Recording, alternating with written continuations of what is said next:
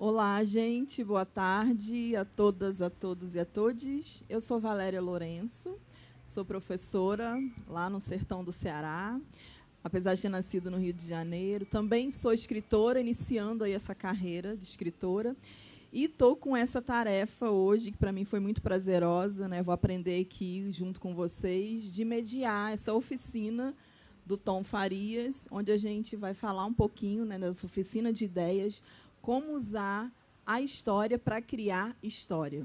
Né? Então, eu queria começar apresentando muito brevemente o Tom Farias, porque eu queria ouvir muito mais ele, e aí eu acho que saber desse currículo imenso do Tom, a gente pode saber depois, né? Quem ainda não conhece, estão aqui alguns livros.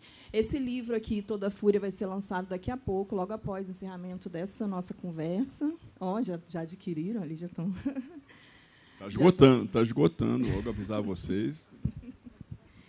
E o Tom também, não é, foi autor de Carolina, uma biografia, está aqui também na mesa com a gente. Bom, Tom Farias é nascido e criado no Rio de Janeiro, não vou falar a data do nascimento, e jornalista e escritor, também teve uma carreira de professor aí no meio do caminho. Né? E o Tom não está se aventurando agora na literatura. Né? Ele já tem alguns livros de literatura, um deles é A Bolha, que foi lançado pela editora Patuá. Depois, se ele quiser falar um pouquinho sobre para a gente. E eu queria começar, então, Tom, provocações. Né? Acho que eu vou trazer provocações. Estou com um caderninho, porque eu também vou anotar, que é uma oficina, então, a oficina eu também estou aqui para aprender. Eu queria começar perguntando para você, pensando no grande Joel Rufino dos Santos, um escritor que foi um historiador, na verdade, Joel, e que fez a carreira como escritor de literatura, e que eu sei que foi muito amigo do Tom, e com quem eu tive a oportunidade de trabalhar. E o Joel falava para mim uma vez que a história tinha enganado ele, e por isso que ele tinha ido para o caminho da literatura. Então, eu queria começar te perguntando, Tom, você acha que a grande história continua enganando a gente? Antes da gente ir entrando no nosso tema, vamos fazer esse voo superficial. A história oficial. Bom, boa tarde a todos. Eu tinha combinado com ela fazer só coisas fáceis, né? Pelo jeito, não vai ser assim. Eu acho que a literatura me enganou, viu? Porque, de alguma maneira, tudo que eu escrevo, seja sobre a vida de alguém, como biografias, tem outras biografias que eu escrevi, como ficção, esse é o meu terceiro romance publicado, tem pitadas de histórias neles. A gente consegue identificar os lugares, seja do Rio de Janeiro, seja de qualquer outra parte do país, porque eu sempre coloco alguma coisa de referência, que todo mundo conheça, e faço com que meus personagens entrem nesses lugares. Eu acho que isso cria uma familiaridade com o leitor e aproxima o leitor. Ele fica meio em dúvida. Será que isso aconteceu mesmo ou não aconteceu? Até onde isso é invenção? Tem muitas coisas aí dentro que não são invenções. Não estão no campo da ficção, mas eu transformei e joguei para esse caldeirão da ficção. Então, as pessoas vão ficar... depois eu posso dar uma palhinha de alguma coisa para vocês, aí que não é ficção. Ótimo, porque eu acho que é esse o entrelaçamento mesmo, né? Quando a gente pensa a história e a ficção, e que é uma briga teórica, inclusive, né? Por muito tempo. Quem fala a verdade é a literatura, é a história. E aí eu queria saber, Tom, de você... Se é que existe verdade, né? Se é que existe verdade, né? Quem pleiteia essa verdade... Você, que é um escritor de biografias, escreveu uma biografia sobre José do Patrocínio, Cruz e Souza, Grande Carolina. Como que é para você lidar com essa história real, com muitas aspas, os documentos, né, data de nascimento, documentos de cartório, e entrelaçar isso numa breve ficção, e aí eu estou falando que a biografia aqui já é uma linha teórica que eu estou defendendo, que é um pouco ficcional, porque eu acho que você deve encontrar muitas lacunas. E os seus livros acabam parecendo romances, mesmo os livros de biografia. Então, como que é entrelaçar essa história real de datas, de dados reais, com essas lacunas que a história não te dá? O meu amigo Eduardo Bueno, que também escreve livros sobre história do Brasil, quem conhece, né, são livros fantásticos. Não é historiador e apanhou muito, né, na mão dos historiadores em função disso. Os historiadores acho que são o suprassumo dos detentores, né, do saber de história, sobretudo no seu contexto acadêmico. E eu, quando comecei a escrever, embora fosse da academia, sou professor de literatura, com especialização no século XIX, eu resolvi não trazer esse academicismo para os livros que eu escrevo. Até porque a gente limita muito quando a gente só fecha o que a gente escreve num único campo do conhecimento. É achar que todo mundo está no mesmo nível, ou no nosso nível, né, ou no nível da academia, né, que não tem limite para o conhecimento. Então, eu sempre faço uma mescla do jornalismo, né, que eu conheço e atuo há bastante tempo, e desse conceito de história. Como é que se resgata uma história que está perdida, invisibilizada no tempo, apagada, cancelada pelo tempo? Então, é um pouco sobre isso que eu trabalho. E para os meus alunos, meus antigos, porque agora eu não estou dando mais aula regular, eu sempre pergunto para eles o que eles entendem como história, né? E as pessoas acham que não tem história. E tem muitas histórias. Todo mundo tem muita história para contar. E eu fico perguntando, por exemplo, para construir uma história, se eles têm uma ideia de quem foi, de fato, a mãe, o pai, o avô. Se eles olham na certidão de nascimento e veem lá, a mãe nasceu aonde, fazia o quê? O pai da mãe, o que o pai da mãe faz? Tem alguma foto antiga em casa, aquelas já amareladas, que ninguém dá valor, né? Pode ser que aquela foto tenha algum cenário interessante, algum lugar, que vai ajudar, inclusive, a contar a história daquela própria foto, porque aquela pessoa está exatamente naquele lugar, tirando aquela foto ali. Isso vai remetendo a um padrão de conhecimento que, às vezes, a pessoa não está valorizando a quem está dentro de casa, quem está do lado dele, porque o dia a dia faz isso, né? E a gente está muito acostumado a valorizar o que é externo, o que vem de fora, sobretudo o que vem do estrangeiro, né? Seja os livros, seja no cinema, tudo que vem de fora a gente dá mais valor. E aí a gente busca esses valores dentro do nosso próprio núcleo. Um pouco do que aconteceu com Carolina e um pouco do que aconteceu com todos os meus livros. A segunda coisa é o padrão de investigação que, geralmente, eu empreendo nos meus livros. Eu uso muito o lado jornalista, de investigador, o que eu fui, jornalista investigador, e eu vou exatamente na cena onde essa pessoa se desenvolveu. Então, a Carolina, eu fui a 6 estados, porque, como ela nasceu aqui em Minas, do lado, aqui em Sacramento, eu fui várias vezes a Sacramento, conheci a cidade, o ambiente, o lugar que ela viveu, tentar encontrar pessoas, descendentes das pessoas que viveram na época da Carolina, ler todos os documentos que ela produziu, porque há um material nesse documento que não está dito diretamente, há uma entrelinha nesse documento, um sentimento, um suor e uma lágrima nesses documentos que a gente pode tirar deles, né? Entrevistar os filhos da Carolina, eu tive a felicidade de entrevistar 2 dos filhos da Carolina, dos 3 filhos vivos que ela teve, que foi o João José, que faleceu em 2016, e a Vera Eunice, que ainda está viva, mora em São Paulo. Fontes primárias e secundárias, ou seja, certidão de nascimento, certidão de casamento, batismo, óbitos, né? Documentos que perpassam pela vida, no caso da Carolina, assinatura de contrato de livros.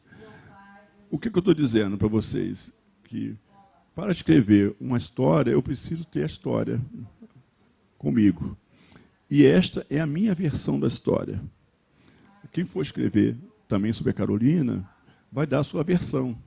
os documentários são a versão de quem documenta. Né? Então, assim, é o nosso olhar sobre aquele documentário, sobre aquela pessoa.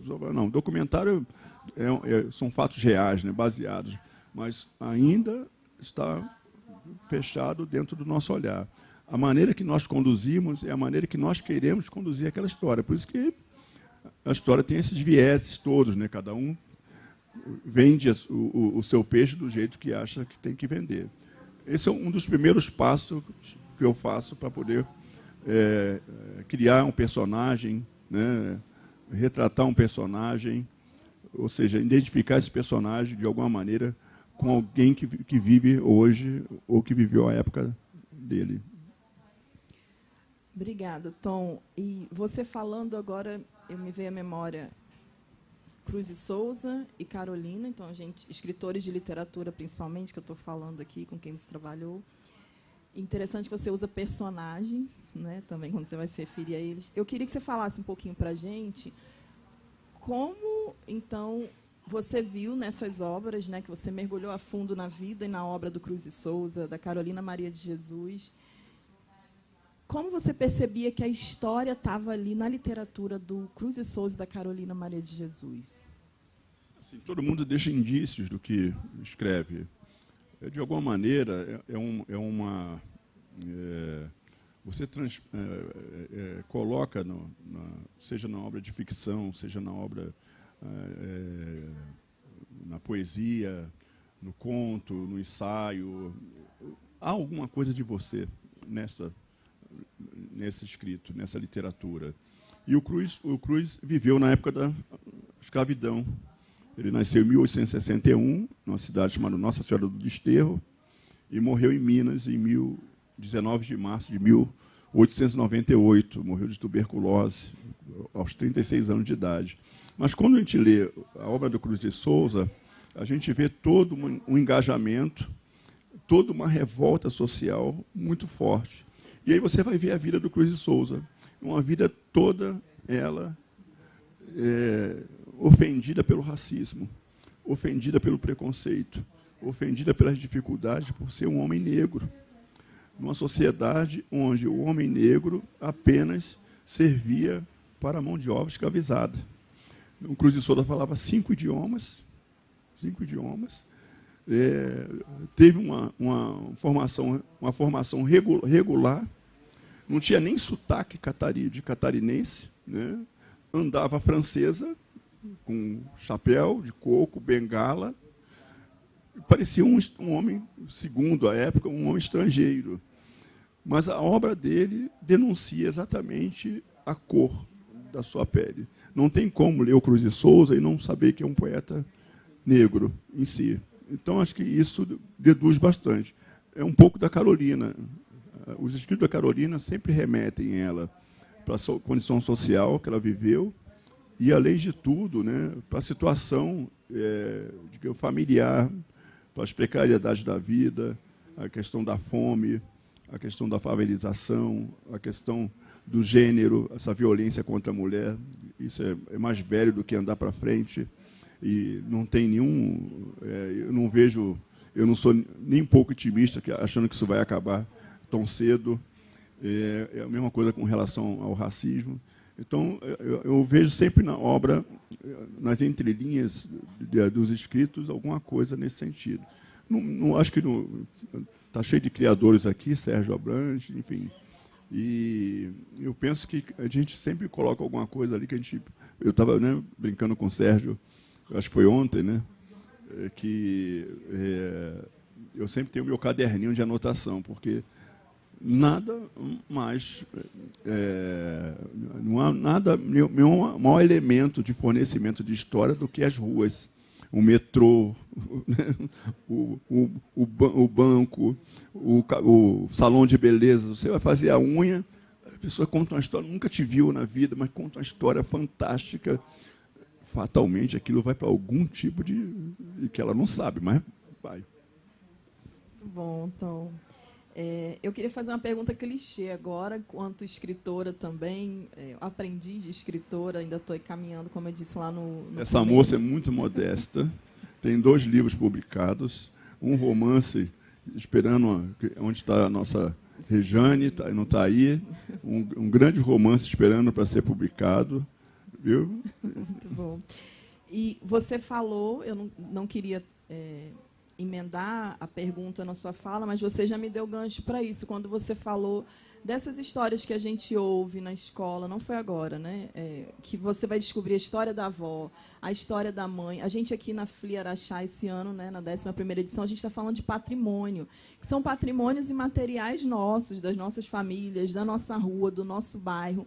E aí eu descubro, Tom, uma grande história no meu bairro, vou escavar, vou me tornar pesquisadora como você.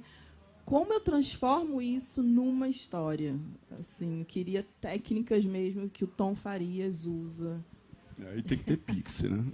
Pensar num Pix bem grande. Bom, eu acho que quando eu fui pequeno eu queria ser como chama, esses profissionais que vasculham, né, os terrenos, acham um dente, e aquele dente é de sei lá, um dinossauro, um jacaré pré-histórico, né? E montam aquele... Só com o dente eles montam tudo, sabe o que comeu, o que não comeu, de que morreu, se namorou antes ou depois. Eu acho que o jacaré namorou antes. Mas eu acho que é preciso ter uma sensibilidade também para as coisas, né? Nem todo mundo vai conseguir reproduzir a história. Ela pode ser muito rica, mas nem todo mundo vai conseguir colocar no papel uma história, seja a própria história ou seja a história de alguém.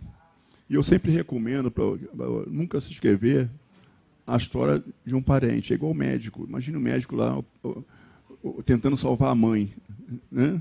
Numa mesa de operação. Como é que deve ser duro, né? Eu falo isso porque eu leio muitos livros, sobretudo os antigos, e tem um presidente da República, dos 4 que a gente teve no Brasil, de sangue negro, que era o Nilo Peçanha. E o Nilo Peçanha é um negão, mas ninguém acha que o Nilo Peçanha era negro, né? Tem isso ainda, né? E o sobrinho, Celso Peçanha, escreveu a biografia dele, do tio. E a primeira coisa que ele falou que o tio não era negro. Então, você vê o comprometimento, às vezes, de uma história dessa. E a viúva do Zósimo Bubu, que é um cineasta que viveu no Rio, me convidou para escrever a biografia do Zósimo Bubu.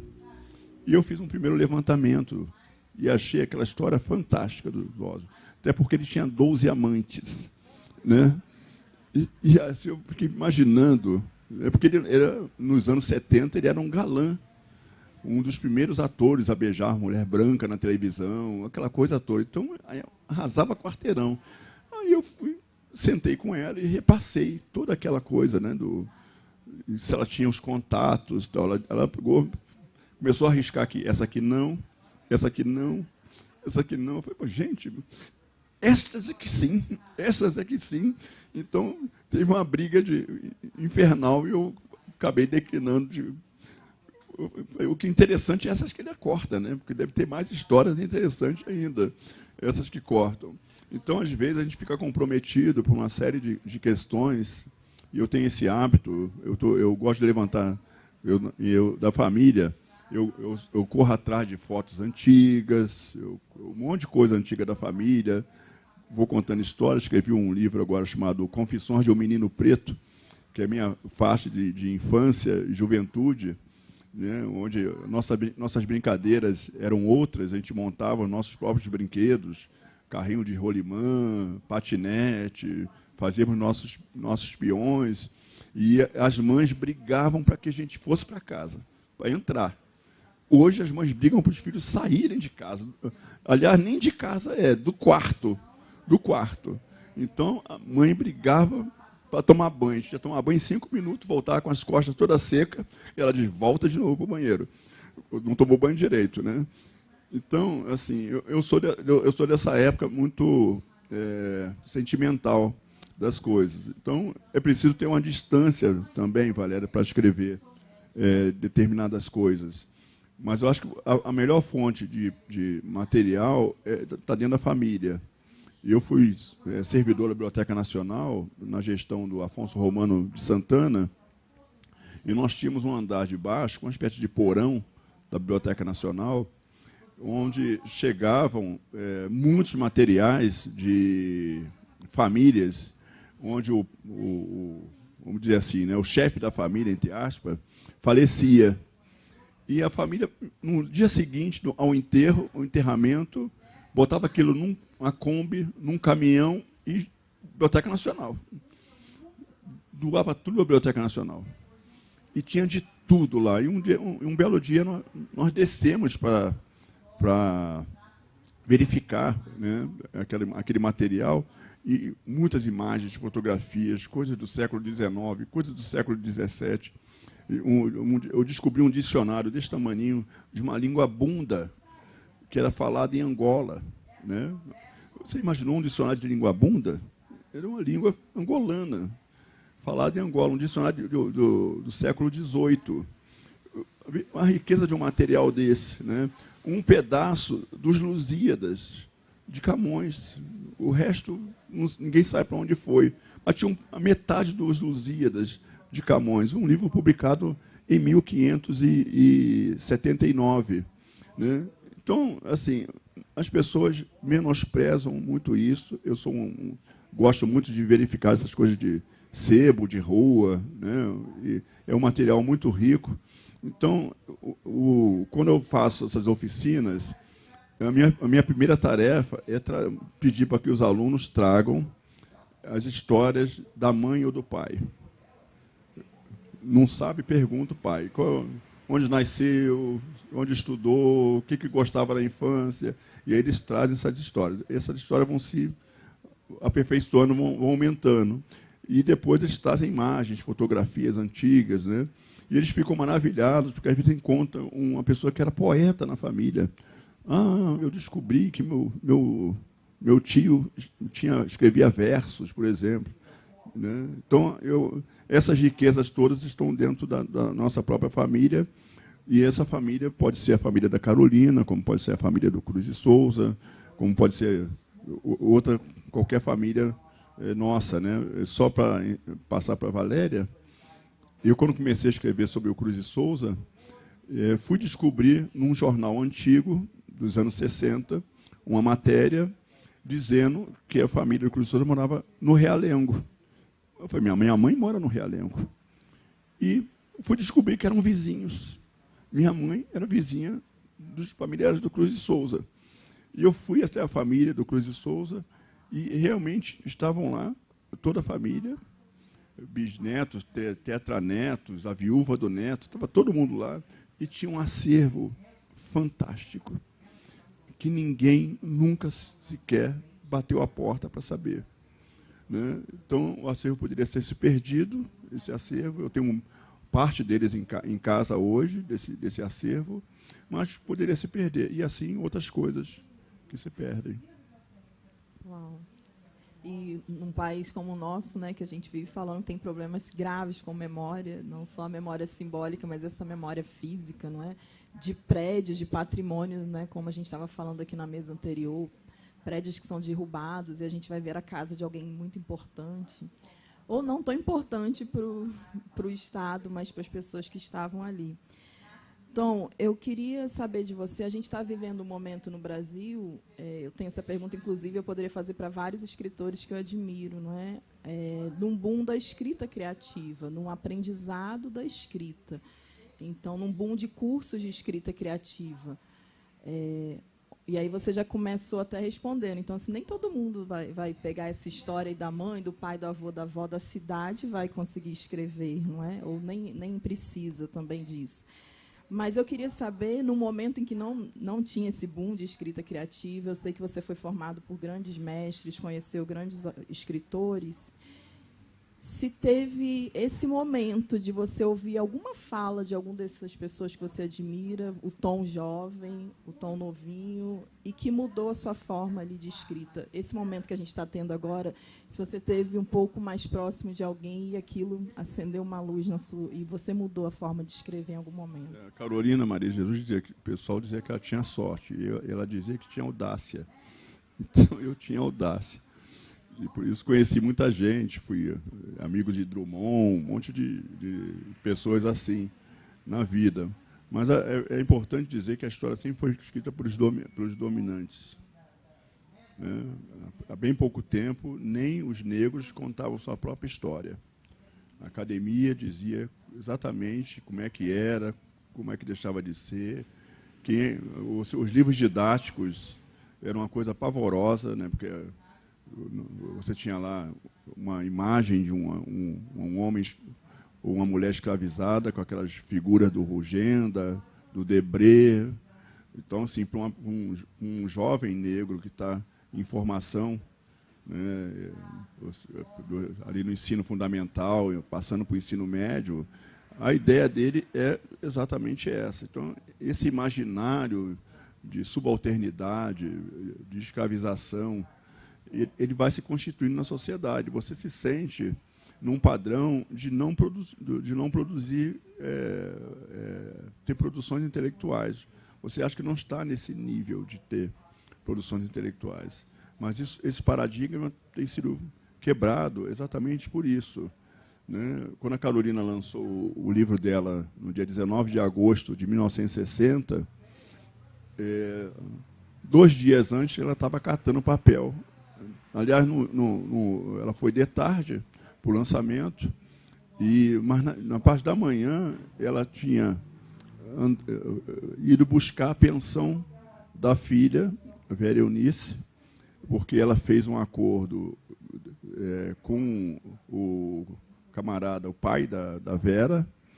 Ele era um cara que tinha um comércio, uma família estabelecida. Então ela disse, se você não me der, eu vou lá na tua porta. E foi o único que pagou pensão para a Vera. E ela estava sem dinheiro, né? Então ela falou assim, eu espero que pelo menos dessa vez o salafrário deixe lá o dinheiro. E ele deixou o dinheiro da pensão da Vera. Mas assim, o que eu digo é que, baseado na Carolina tem 2 anos de escolaridade, ou seja, fez a primeira e a segunda série. O histórico da família são todos analfabetos. Todos, sem exceção. A paixão dela pelo livro e a leitura é avassaladora. Então, desde os 9 anos, a Carolina nunca parou de ler ou parou de escrever.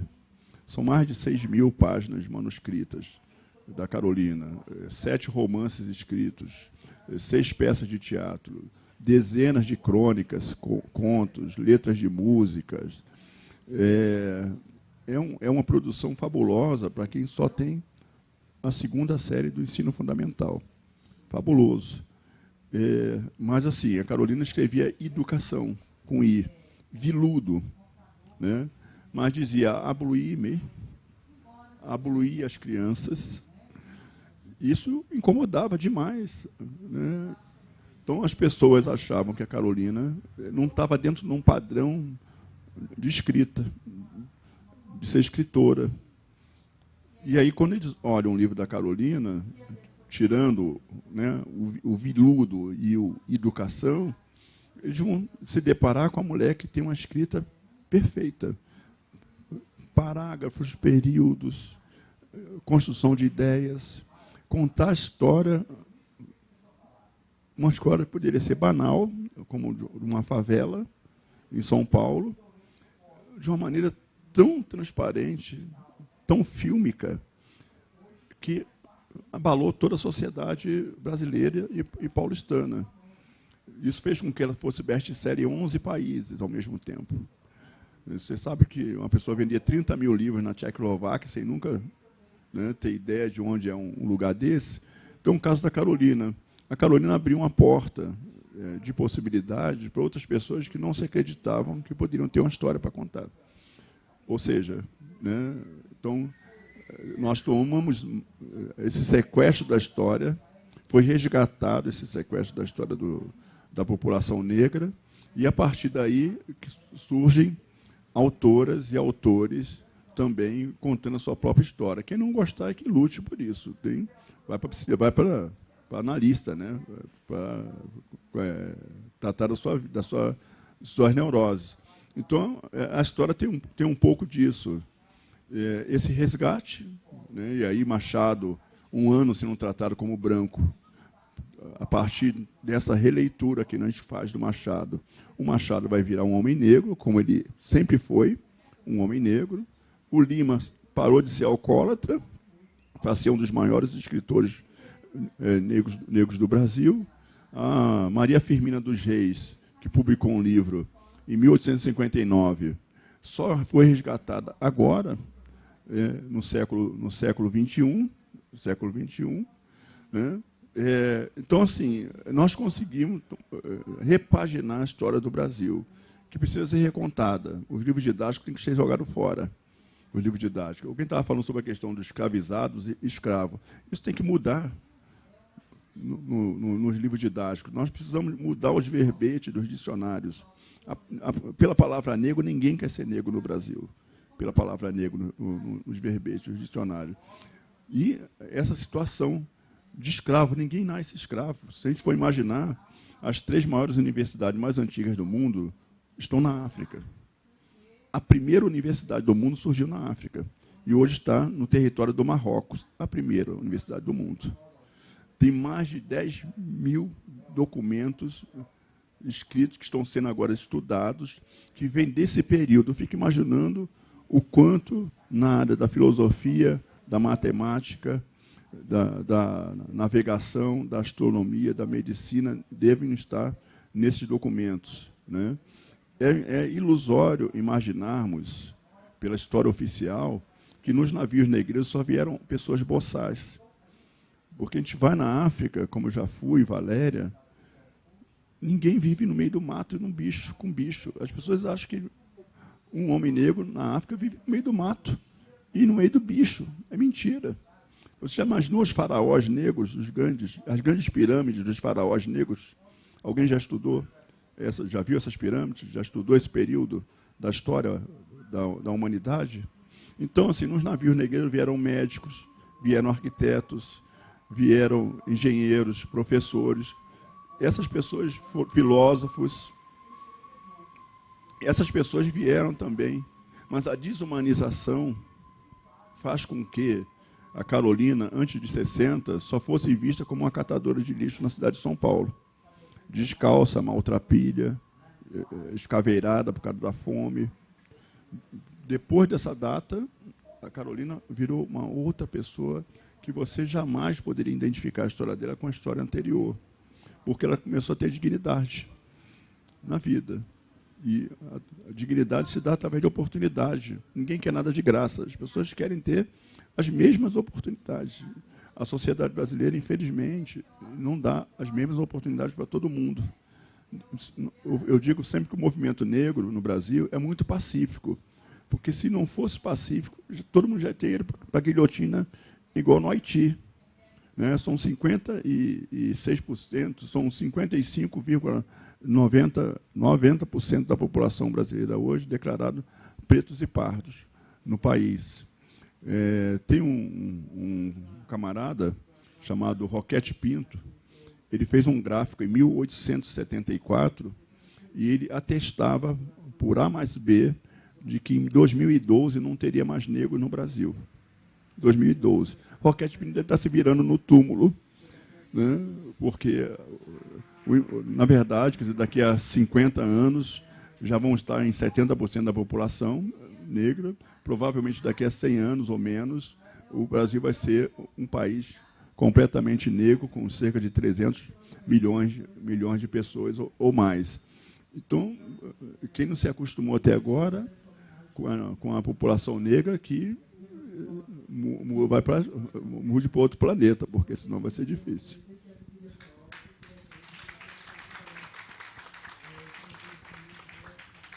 Então, só um parênteses, antes de fazer a última provocação, nosso tempo está acabando, gente, infelizmente, foi muito rápido, mas eu me lembro, você falou do Debré, uma vez lá no Rio de Janeiro, quando eu morava no Rio, levei um dos meus filhos, eu tenho 2 filhos, hoje já são grandes, uma moça de 20, um rapaz de 16, e aí a gente foi ao Centro Cultural Correios ver uma exposição do Debré, e o Vitor, bem pequenininho, falou: que exposição chata, só tem negros trabalhando, né, e sendo chicoteados, vamos embora, muito pequenininho.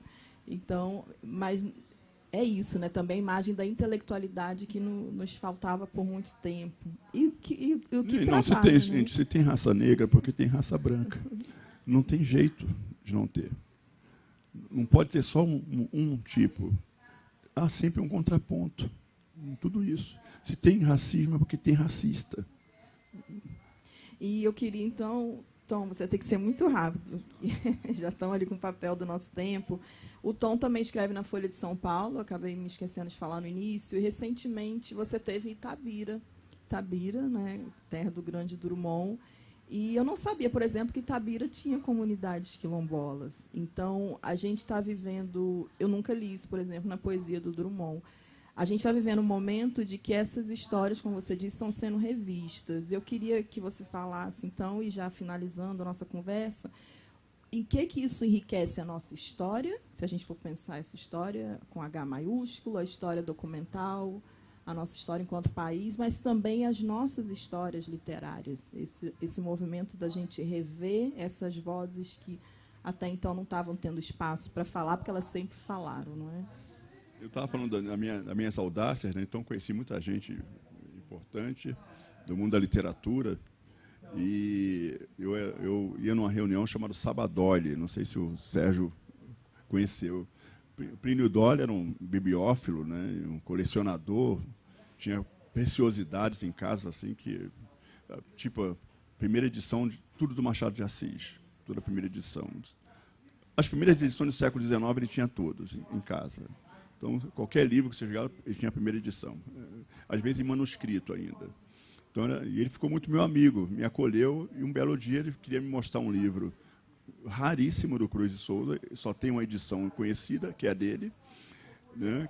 Ele já faleceu, e eu fui à casa dele num sábado, um pouquinho antes do Sabadori começar, que era na parte da tarde, uma reunião de 36 anos, todo sábado, sem interrupção, todo sábado. E o Zé Guilherme Erquió, o Mero Homem, essa turma toda, Bechara, só tinha a nata da sociedade brasileira. E estou andando com ele, era um apartamento bem pequeno, no Leblon, 500 metros quadrados, assim, só para dedicado a isso, né? E aí ele passando pelos corredores, eu vejo um homenzinho sentado num canto lendo. Eu olhei assim e falei: é o Drummond, sentado. Fui lá, ele me mostrou o livro, eu vi o livro, voltei, estou vendo o Drummond ali, sentado. E aí ele se deu conta, né, de que eu estava meio incomodado ali com ele. E quando eu estava indo, ele fez um sinal assim, aí eu fui lá meio trêmulo, né, e falei: não, que eu sou muito seu admirador, e eu tinha uma mania de decorar poemas de Camões, Carlos Drummond de Andrade, eu sabia todos os poemas de cor, e aí falei: não, eu sei vários poemas do senhor de cor, que não sei o quê. Aí ele pegou um papelzinho, botou assim o telefone dele, me liga. Eu tenho o papel até hoje em casa, esse bilhetinho do Drummond, me liga. Né? E eu liguei, tipo, 2 semanas depois. Fui para aqueles orelhões do centro da cidade, na Largo da Carioca, e liguei. Falando com o Drummond, Dona Dolores atendeu, que era a mulher dele. Aí eu disse quem era, foi lá, ele veio. Poxa, achei que você não fosse ligar mais. Falei: será que ele está falando com a pessoa certa? Anote meu endereço e vem aqui em casa. Falei: acho que ele está maluco, gente. Drummond. E eu, no orelhão, olhei assim, tinha umas 4 pessoas atrás de mim. Eu falei: o que eu faço? Alguém tem uma caneta? Caneta com papel? Aí, tipo assim, né? Tem não, né? Tem, mas não quer dar, né? Quer que você saia logo dali. Aí eu olhei, tinha uma lanchonete assim, né? Aí eu falei assim: pera um instantinho só, tem um negócio lá em cima.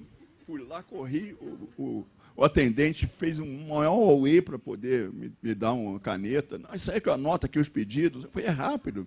Aí fui lá, peguei o telefone. Aí ele, demorou, né? Falei, eu custei achar a caneta. Aí ele, Conselheiro Lafayette, 60, me deu o endereço dele. E aí eu fui à casa do Drummond. A dona Dolores, mulher dele, quando olhou aquele neguinho magro pra caramba, né? Falou assim, de onde meu marido tirou essas amizades? Sabe?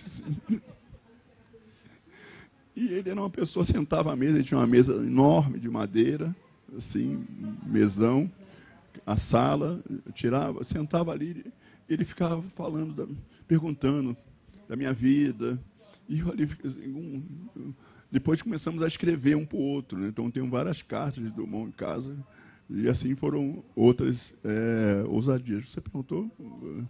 Eu perguntei como essas histórias, por exemplo, eu não sabia que Itabira tinha comunidades Tá. quilombolas. Não, é porque ele falou do Drummond, né? Como essas histórias podem enriquecer. O santeiro Alfredo Durval era um homem negro, itabirano, e pode ser considerado um arquiteto de Itabira. Toda a parte de pavimentação de Itabira foi feita pelo Alfredo Durval. Ainda tem ruas, calçadas dele ainda. Ele construiu a própria casa, que é um patrimônio hoje da cidade. Projetos de água, por exemplo, encanamento de água, tudo foi. E ele está, o Drummond, novo, moleque, ia para a casa do Alfredo Durval e sentava na soleira, na varanda, e o Alfredo ficava contando história para o Drummond. E o Drummond tem um poema famoso, né, que cita ele. E a outra babá do Drummond, a ama de leite dele, era uma mulher também negra, também de Itabirana, né? O que é importante é que, como a história está muito enviesada, gente, Itabira tem 72% da população declarada negra, em Itabira, né? Tem muitos quilombos em Itabira, por exemplo. Como a história está muito enviesada, isso não tem importância, digamos assim, socialmente ou sociologicamente falando, ou dentro da antropologia, ou dentro da... Não é considerado uma ciência estudar a questão da população negra. E é um absurdo, porque você vai nos Estados Unidos, todas as invenções que você possa imaginar na área de tecnologia foram feitas por um negro. Seja o micro-ondas, o computador, tudo isso saiu da mão de uma pessoa negra, né?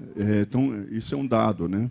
No Brasil, no século XIX, de cada 10 médicos, 3 eram negros no Brasil.